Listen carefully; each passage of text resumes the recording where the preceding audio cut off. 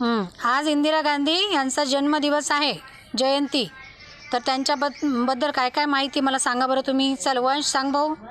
इंदिरा गांधी यांचा जन्म 19 नोव्हेंबर 1917 रोजी झाला.